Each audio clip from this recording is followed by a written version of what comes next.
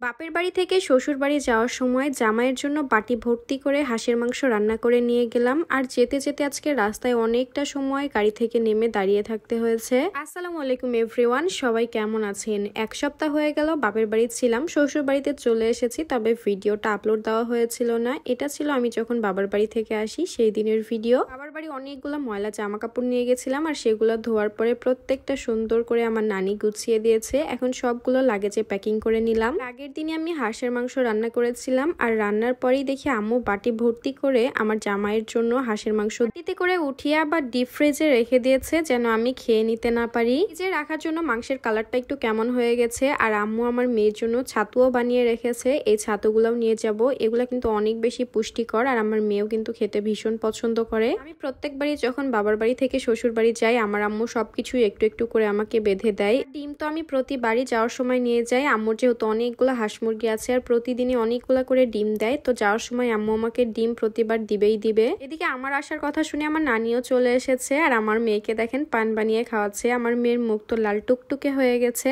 এবার ডিমগুলোকে পলিথিনে করে নিয়ে যাচ্ছি, তবে একটু বুদ্ধি খাটিয়ে নিয়ে যাব, ব্যাগের মধ্যে নিয়ে যাওয়ার সময় যেন ভেঙে না যায়। তাই ব্যাগের মধ্যে আমি কাপড় দিয়ে নিব। প্রথমেই আমি ছাতুর বাটি আর মাংসের বাটিটাকে ঢুকিয়ে নিলাম। আচ্ছা, বাকি ভিডিও দেখার আগে একটা গুরুত্বপূর্ণ জিনিস দেখাতে চাই। এটা হচ্ছে অর্গানিক হেয়ার অয়েল, আর একটা হচ্ছে অর্গানিক হেয়ার প্যাক। দুইটাই আমি অর্ডার করেছি আমার মেয়ের জন্য, বেশ কিছুদিন থেকে ইউজও করছি আর অনেক বেশি ভালো। আর এইগুলো আমি অর্ডার করেছি Sumaiya organic magic product page থেকে। পেজটা আমার স্ক্রিনে দেওয়া থাকছে, ডেসক্রিপশন বক্সেও মেনশন করে দিচ্ছি, আপনারাও চাইলে কিন্তু ভিজিট করতে পারেন। এখন ডিমগুলোকে আমি কাপড় দিয়ে সুন্দর মতো জড়িয়ে নিচ্ছি, তার কারণ ডিমগুলো কিন্তু ভেঙে যাওয়ার সম্ভাবনা অনেক বেশি। খুবই সাবধানে ব্যাগে নিলাম, আর এই ব্যাগটা খুবই সাবধানে নিয়ে যেতে হবে। আব্বু এক কান কলাও নামিয়ে এনেছিল, কলাগুলোও পেকে গেছে। যাওয়ার সময় আম্মু এক ছড়ি নিয়ে যেতে বললো, তাই এক ছড়ি কেটে নিলাম। এদিকে আমার মেয়ে দেখেন পান খেয়ে মুখ একদম লাল টুকটুকে করে দিয়েছে, আর জিব্বা দেখাচ্ছে কত সুন্দর করে। এখন কলাগুলাকেও ব্যাগের মধ্যে নিয়ে নিলাম, সব কাজ শেষ। আর এদিকে আমাদের ভ্যানও চলে এসেছে।